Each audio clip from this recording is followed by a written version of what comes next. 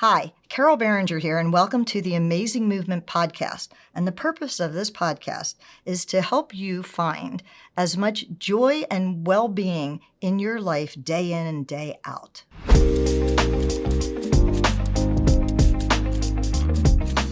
Welcome back to another episode of Amazing Movement.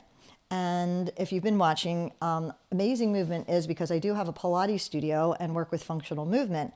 But I also am 72 years old and over a lifetime learned how to move forward, no matter what life throws at you, whether you have an emotional or a physical or whatever thrown at you, that you just take it in stride, put it behind you, and move forward. So this Amazing Movement also includes brilliant people that I meet in my path on the way to attaining and maintaining wellness for as long as we're going to be on the planet.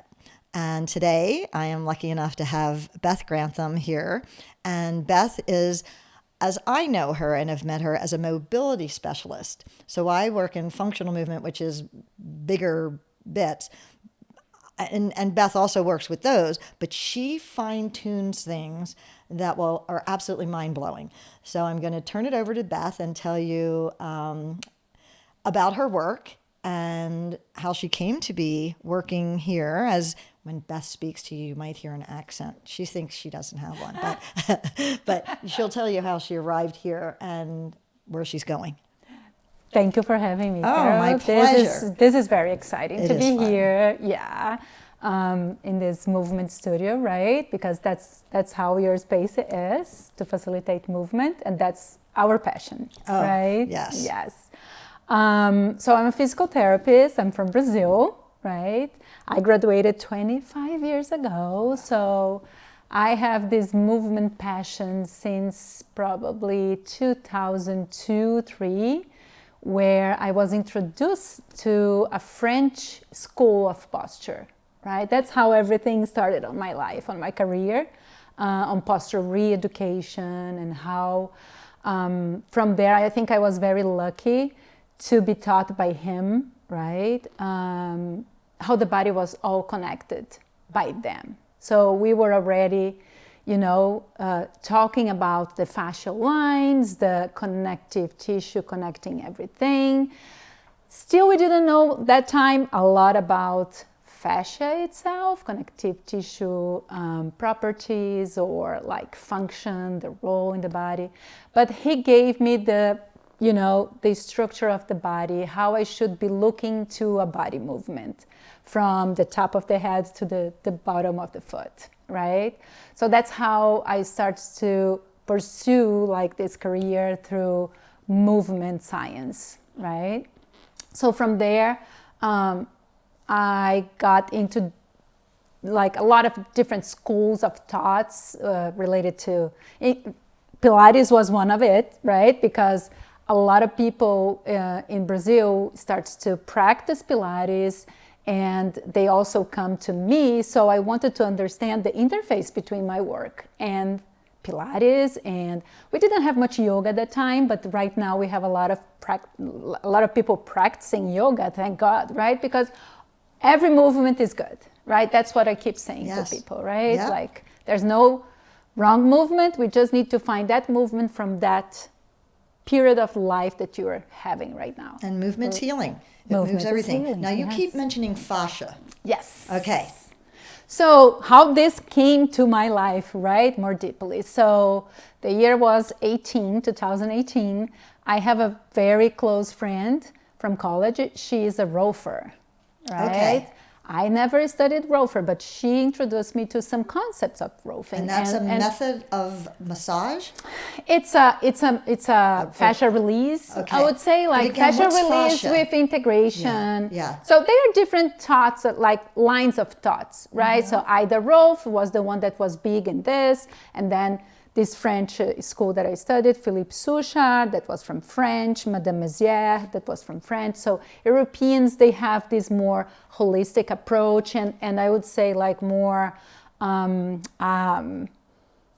proactive wellness approach, right? They don't wait till you get sick. They don't want to, you yes. want you not to get sick. Exactly, yes. right? So so there's the Rolfing. So this friend introduced me to that, and she invited me to go to a fascial dissection course. What is specifically fascia? We're going to talk we're about getting that. there? Okay, because I'm curious now how you describe it, because it's not something that people are familiar with. What happened is when she brought me that, right, I started to study more of that. And I started to realize that was linked to a lot of clients that I used to have in the past that were stuck in chronic pain. So like this journey brought me right where I am right now and link it to the past. So fascia is the connective tissue that holds the body together, right? And has several like roles and function, right? From support, from movement, from like the relationship with the nervous system, right? So this connective tissue has an important role also in pain. So it's where all the receptors from the nervous system, they live there, right? So when we have any disruption on the system, right? So how I describe to the clients to make it more clear to understand, right? Think about a cake, right? So you have a big cake with several layers of filling, right?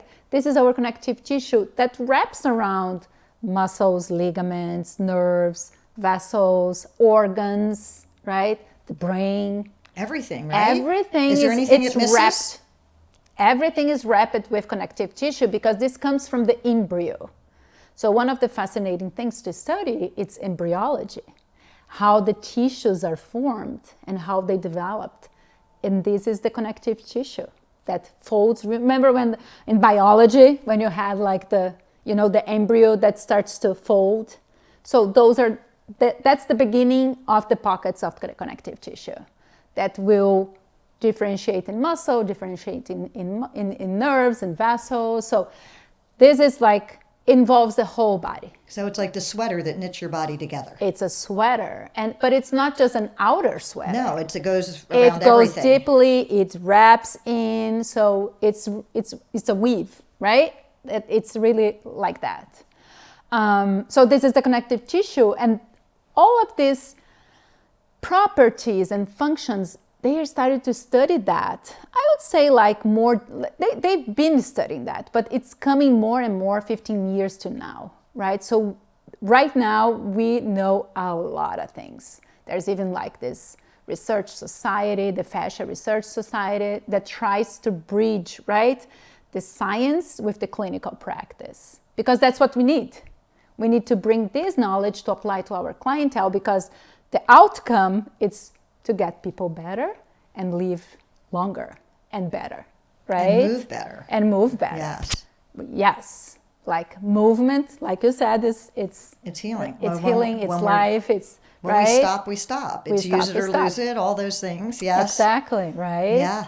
So when I started to study deeply, 2018, right, I started like, that's why that client didn't really improve on that thing, right? So I started to make the bridges myself, right? And then I started to get more interested, and I dove into that, right? You've been to how many dissection courses? I've been like to figure out how, how so it's kind of connected. addicted to learn, anatomy. So I've been to four dissections right now, planning my next one right now. I know, because, can't get enough. Because like every human being, right? Because we can talk about the properties of the connective tissue to explain these differences that we say to everybody. Everyone is different, right? It is. Because they've had different life experiences. Different life. And then we can see in the dissection how... Like if they sit at a desk too long, if they... The body tells a story. And how it tells a story, because we have the connective tissue, the basic form, shape of the connective tissue, it's collagen fibers and elastin, right? These give me structure and pliability. That's how we need to think about our body, right? It's almost like collagen. Our body needs to be unbreakable. Okay, and then the elastin keeps you plastic. I love to think about a bamboo. A bamboo Can sway. right? But doesn't break, right? So that's how this connective tissue needs to be, right?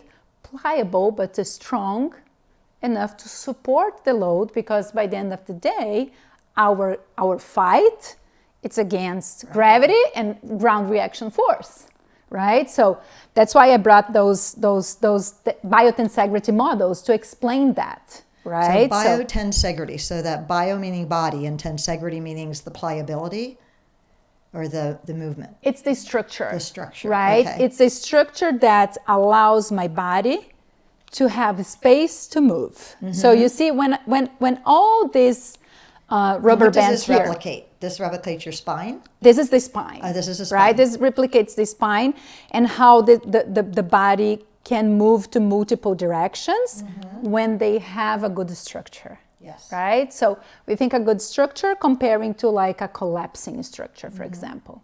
Right? So when I have this tensile force in the right place, right? I have space free of impact or compression. Decompression, so right? decompressing and strengthening. So my own body, when well worked, and then we're going to talk about how movement, how even manual applications or different modalities can help me to keep this structure well organized, right? So when I lose this tension, right, this happens. So I have a collapse, right? So I have a compression, okay? So my goal as a movement specialist is to try to restore the structure of that tissue. And yes, it's possible we can restore that because we have cells in the connective tissue that produces collagen, right? It decreases as we age, yes, but if we stimulate that fibroblast, which is it's the gold, right, cell in the connective tissue, it produces more collagen. And then the correct load, the correct pulling, okay, and torsion, that's what this cell likes. We'll rebuild that structure, we will align the collagen fibers in a perfect way to give me the structure that I need. And then coming back to the different bodies, right? How I know that body was sitting in a desk for the whole life, right? Because the collagen fibers, they align in a different way. So when I have a load more in this area, for example, this here is going to produce more collagen, and it's not going to be correct aligned, right? So I know that I had much more collagen deposition here, almost like a scar, a fibrosis, right? So this is not going to function well because too much collagen is not good. It needs to be the correct load, right? To produce the correct load of collagen there. So then when I do apply a movement here, I apply some technique, right, that target my connective tissue, I can realign that. So we have research already pointing that we can recover that. Wow. Even though you are older, even though you never did exercise in your life, we can change that tissue. Wow. Right? We have the power. Yeah, we do have the power. Yes. We do have the power on us. So the work that I do, right, with movement and some manual applications together, it's going to provide that reorganization. So we talk a lot about fascia release, which is great, but we were missing a link, right? Because you release, but then your body doesn't know where it is in space, right? So we need to make that connection with the muscle fibers that are inside of those pockets, right? And then with the brain, with the nervous system, right? And there's so many other things that we can talk about, like the role in the immune system, so many new research that came, right? Immune system, parasympathetic and sympathetic nervous system, right? Superficial fascia, deep fascia, and what's the function of those and the role of pain and fascia, right? So there's so many things. I know, and people get so accustomed to a pain that they have as something from an injury, and that's just the way it is, and then it doesn't have to be. It doesn't have to be. That's so usually when people, like my clients, arrive, they try a lot of stuff, right? Because there is good stuff out there, but sometimes we miss this fine tuning. And they don't even know that it exists. Exactly, right? And then we need to make this bridge to find this tuning to get them, they will feel empowered, right? Yes. Into that, like, now I know how my body functions, and what's going on, and I can live without pain, right? And the more that you understand, the more you can progress, where if you don't understand what's behind it, you can improve, but knowing why it works is so much more valuable. Yeah. Yes. What's this other toy? So this here, it's a pelvic floor and lower back model, Biotensegrity model, right? And isn't it like 85% of the planet, because this big torso plugs in to your pelvis? Yes. That this huge torso being supported there on wobbly stilts, so many people have the low back issues because of compression. And when we speak about a weak core, that here's this vast part in the front that has no bony structures. Like, you have to use it. Yeah, what is in between those bony structures, so right? lots of fascia. So a lot of fascia. And then we have like different, like, for example, for this back part, right, that we have here. We have to, because we were not in this position, right, in the past, right? So now we stand a lot, we sit a lot, so we put a lot of like pressure in here. But like this area here, the fascia is more fibrous. So depending on the area, right, of your body, fascia is going to do like a different role, right? So here, the fascia is going to be fibrous, almost like a ligament, right? Okay. When we study different parts of the body, we can see that the collagen fibers, they are in different shapes. Because they different density? They need to sustain different loads, different pullings, right? And then we come back to the engineering modeling, right? As I pull more on this side, like I'm going to have like, oops, it went away. My pubic bone just broke. So we are going to have like, it was a load. That was a load that I applied, and then the pubic bone like just of course ejected. This doesn't happen like that, right? Hopefully it can happen, right? But like we have like a distortion up to our lower back there, to my SI joint here, right? Yeah. So those like engineering components, right, will get placed into the body, and then the fascia adjust. It needs to adjust, and that's how we made it through. For example, you had an injury when you were on your 20s. When you're 20s, your body heals fast because you know your everything like you have hormones are functioning well, right? Your sleep is great, so everything that we know that like help us to recover, right? So you go through, right? You do some quick recovery for let's call like a ankle sprain, right?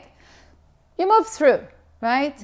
When you're 50, your SI joint, for example, or your hip maybe can complain, right? Why? Because you compensated since you were your whole life. Because the body is smart. So your body starts to load differently. Then your connective tissue starts to get dense. Like think about the cake that we talked in the beginning, right? We have all those layers, beautiful layers. Like you're going to take a piece and it's very soft, it's smooth. But when you're 50, that got like it's stale. it's dry, it got together. There's no movement in between those layers, right? And that's when we have an issue. right? Because inside of those layers, they've compensated all those years through all your movements, through all your activities. And then my investigation goes from like, tell me everything from your childhood, from your birth sometimes, right? We need to investigate like your life, right? To understand where this came from, right? And because it's still correctable. Exactly, because maybe we don't need just to do a Band-Aid. We can really reorganize the whole body, because by the end of the day, my goal is to have your body functioning in an optimal way where you're not going to spend a lot of energy, right? And you're not going to compress any of the joints. Now, you find that with your clients, like most people, we take our bodies for granted. We were born, we got up on 2 feet, we start moving around, we have our work, we have our leisure activities, we carry babies, we carry briefcases, we carry laptops, we have, it's all these different things that set up imbalances that we don't even realize. And then eventually your body gets angry about that and decides to let you know you need to do something differently. Yeah. So when you talk about, so people know that they have a skeleton and they know that they have muscles, but very few people know about soft tissue. Yep. So soft tissue is tendons, ligaments, fascia, anything else? Everything else. Everything else. Everything else. Yeah, so your organs. Organs, so yeah, it's very more complex than we talk, right? Like right now we even have in the Fascia Research Society, there's a research going on to get common names for all the connective tissue structure, to get like this worldwide, right, known for us to talk with each other. So you can think about like all the organs, like all the fascia that goes around, wraps around the viscerals, right? So let's talk about bladder, because okay, it's like our people that are watching, like they don't have a clue. I'm probably most of them. Yeah. So how do we simplify this thought of how your body moves? So do you have something you describe it to them? Because the more you're conscious here, the more that you can learn. Like you can learn through movements and your brain might catch up.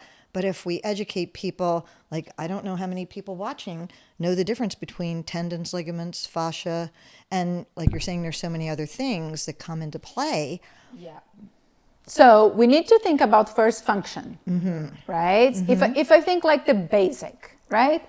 Muscle, ligament, and tendon. Okay. They have different functions. Okay. They work together. Yes, but they work together. Okay. Right? So tendons, they hold, right, the muscle to your bone, to your joint. Okay. Right? But they really have this role of like holding a big effort there, right? So they need to be strong. They need to be strong, they need to be firm, okay? So here we have the collagen fibers in a longitudinal way, where they think about the Achilles tendon is the most famous tendon, right? It's vertical, it allows us to jump.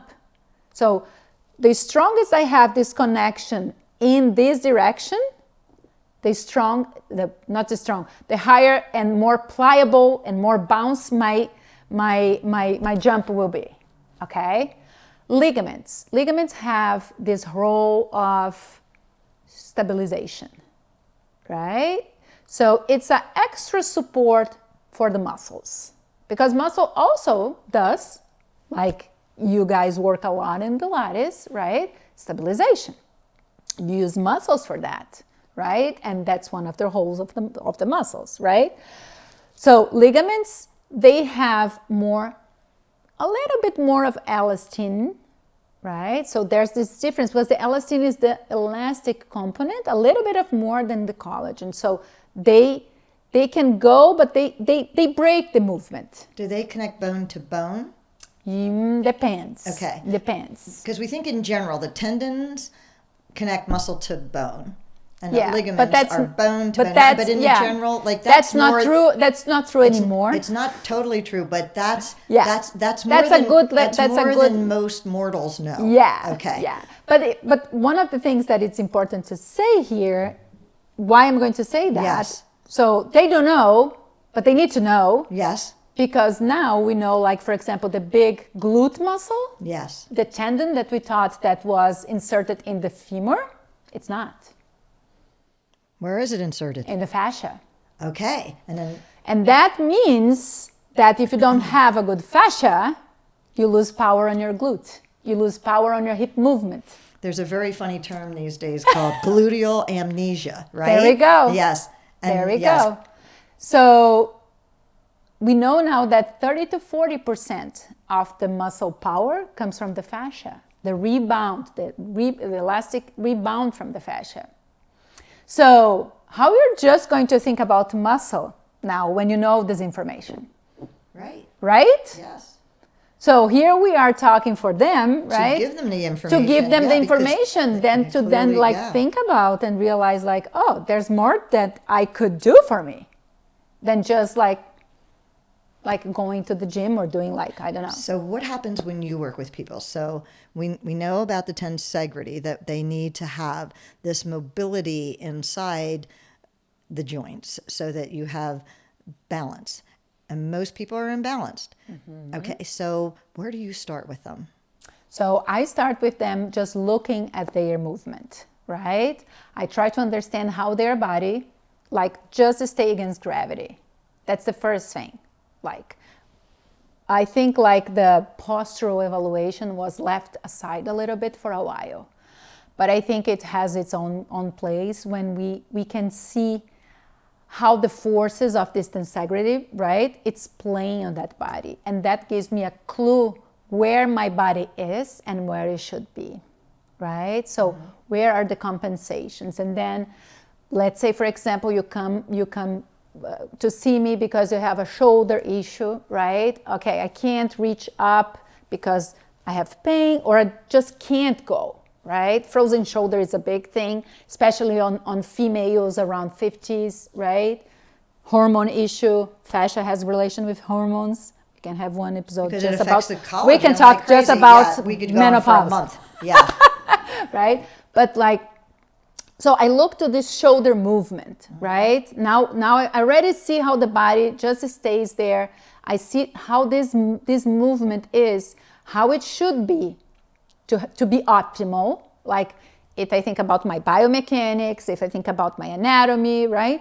So I know how it should be. So now I'm going to see that and how the rest of the body behaves with that restriction. And that's how I'm going to trace my line of work. So when someone comes to see you, I know that I've recently began seeing you, and I think you told me that at a minimum, I needed to see you 6 times for you to address all the different things, because I didn't get here overnight and I'm in better shape than many people my age. So I have things that have built over a very active lifetime, and I want to deal with them and not lose my ranges of motion and try to avoid every surgery possible. So you were going to see me many more times than 6, but I know that the first thing that we fixed was a diaphragm in the upper body because I had too much shoulder blade engagement, which most people have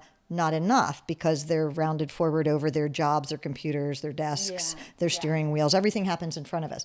So I have overcompensated in a way too much the other direction. So we corrected that. And then I really have a big problem that's not an uncommon problem, especially at my age, is carpal tunnel. Yeah. So we're working on the mobility of the fingers and the wrists and its connection all the way up to my neck, because the nerve that goes through it's almost like a glove, right? Yes. A big glove. That's That how that wraps back. And like when we see the anatomical component, how, remember the embryo like folded out, like this is how we can see where those connective tissue emerge together, right? Mm-hmm. And that's the points that we need to address, where they get together. So when I come to see Beth, first she checks out if I've done my homework from the last visit. And fortunately, these things work very quickly. They're like very unremarkable movements with incredible benefit. And so I go in and we check that out, and then we'll work on the next issue. And they're very simple and they're very manageable, and it doesn't take much time, and it's not painful, and it's really re-educating So my brain is doing the movement, but in the meantime, between origin to insertion, we are making things move more fluidly. Like an orchestra. I like very much the orchestra example, right? Because if you have one instrument that's out of tune, right, we don't get a melody. So every instrument has its own place to become like this beautiful melody, right? So if one in between or on the end here, they're not there, we can't make it. And all the detail that we're telling you about is probably boggling your brain.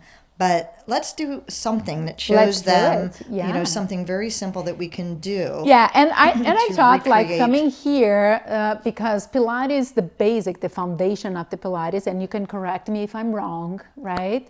It's the core, right? Like this foundation, and different people have an idea of what their core is, and so it's very misleading. Yeah. But the whole thing is not here with you. They are not misleading. No, we dispel all the myth. But the thing is that people don't know how.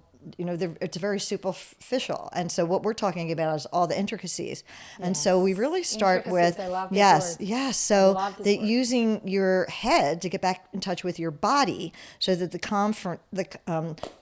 conversation becomes not only just the core, but seriously, what is your core? Which most people are surprised, and we can't go into that because we don't have enough time. But what is your core, and then how do your extremities move from the core to create this symphony of smoothness and flow, so that you are coordination, that you are traveling against gravity and making it your friend. So this interaction is the same thing that develops what you're talking about when with the fascia, the tensegrity, with your. Think about tensegrity as a space. We need space inside, right? When we think about this pelvic floor, and the balance, okay, we need to think about this space, and how hard for females, for example, males too, okay? Right? Because I think we forgot a lot. Our stuff's inside, so we really have a better feeling of it. You know? Because we don't stop to feel that, right? Yeah. And so I've always felt this, like when you talk to a man about their pelvic floor, they're fairly clueless. And it's the same. I mean, they just have external stuff and we have internal stuff. So ours is inside, so we have a better connection to it. And when it's not, it isn't. And so, but this pelvic floor is the same for all of us, where the core starts and then stacks it up. Like people come in and think that, their core is their stomach, but that's an organ that digests your food. So we have to think globally. The 6 packs. Yeah, and that's all external. So we have to start from the inside out. Yeah. So that was my idea. Because we're probably running out of time. So we need to give everybody a hook to come back and see more of what we're doing. That they know how simple this can be and what power it gives them. Yeah, so let's do, so what I brought, my idea was to work in the area of the lower back, Quadratus lumbarum, which is this muscle that comes from the side of the lower back vertebrae, connect to your lower ribs, to your pelvis, right, to the back here, and does this side bend movement, but also has some control on rotation of the trunk, totally related with your diaphragm, right? Which is important part of that is vacant, other than from the pelvis. And we don't think about the anterior part of the spine. We just think about the back of the spine. So it's important to address that. All right. Show them? Yes. So I'm going to apply one of the techniques that I use, which it's called a fascial reorganization, because it's going to include a passive load on that tissue to wait for the response of that tissue to open a little bit those cake layers, right? Then I'm going to go to a shearing force, which has been studied already, that produce that cake layers to be more hydrated, to allow more gliding, to allow more movement. And then we are going to do some movement together to reorganize, to tell the brain that now that muscle inside of that pocket, right, has a space and can function again normal. okay? So usually this area is an area that I like to start to work because it's the relationship with this Quadratus lumbaris right there on the side of the spine. Thoracolumbar fascia, which is like this big diamond fascia that is really strong because it allows us to stand up, right? But also is very innervated. So it can bring us a lot of pain, okay, when the cake layers are glued together. So here, what I'm going to do, I'm going to get into the the Quadratus lumbaris, just to give you some more space there, okay? I'm going to go very soft, gentle, just try to find space, allow the body to receive my fingers, right? And most of the people have this area very like tender. So you probably can feel more inside now. Mm-hmm. And now I'm going to bring a little bit deeper. And then people will not be able to see because I'm going to do like a small shearing force. You're going to feel it.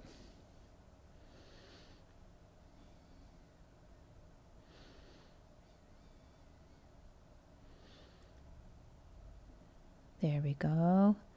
And now what we are going to do, you're going to move your arm like a flexion of the shoulder overhead. So you're going to move back there. And now here we can see how much limitation, right? And how much this point that I'm anchoring with my fingers in the connective tissue inside, it's limiting there, her shoulder flexion. And then she's going to bring it back and going again. She's going to do that for 4 times.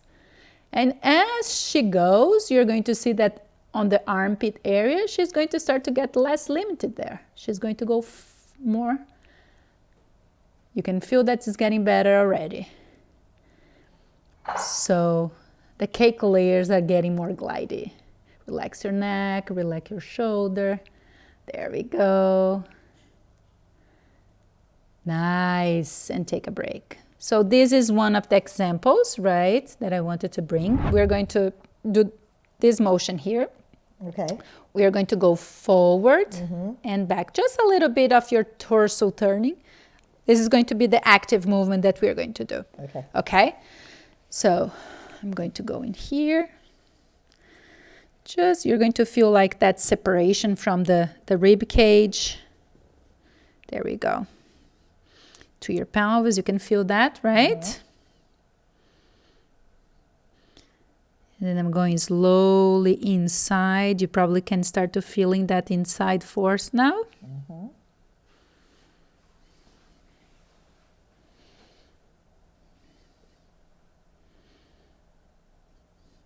And then now I'm going to do some shearing force, which people won't be able to see. Just you are going to feel it. Can you feel it? Yes. So I'm just working different directions of that Quadratus lumbaris muscle, right? So now you're going to move your upper torso with your hand. Go there, twist. There we go. And then come back. You probably can feel that on the upper arm here, my upper arm. Mm-hmm. And come back. One more time. And come back. So now I want you to bring your knee towards just the upper leg, the knee towards your belly. Just one leg, just this one, yeah. Bring it up to bring up close to your belly. No, the other leg. Oh, okay. Sorry, the left one. There we go. No. And keep going. So you probably can feel that you're getting space in your waistline right now.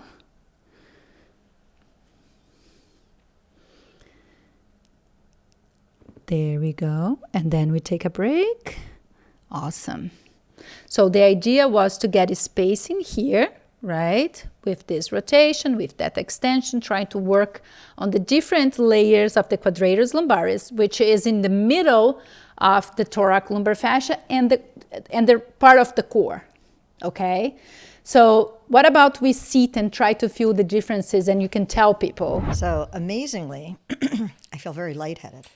Okay. So there was a lot of shift. So usually when you feel lightheaded, you've released a lot of things, correct? So what I feel is lighter. And what I noticed on the first side was I felt it in my neck. And in the second side, I felt it in my groin. Okay. So that's how much we're connected, that, you know, the different things. And I'm a little bit more in tune than the general public to what the body feels like, because most people don't know how good they can feel. And so, so I think that's what we're noticing, is that you've woken up something that was sleeping. Yeah. Yeah. And so, I Maybe I you can bring feel- your arm up, because this is the shoulder that we we did work on. move. Yeah. So that is a lot less tight. Now this shoulder today was a little annoyed, and it's better. I've used up this whole body, and so but I'm continuing to use it for the next 28 years. There we go. I'm going to get to 100. And we are going to be working for that. Yes. But thank you so much for coming to visit with us Thank you. and filling our brains. Oh, I'm just like, I've got a lot to process myself. So if you'd like to get in touch with Beth, you'll see her information in the information below. See you next time.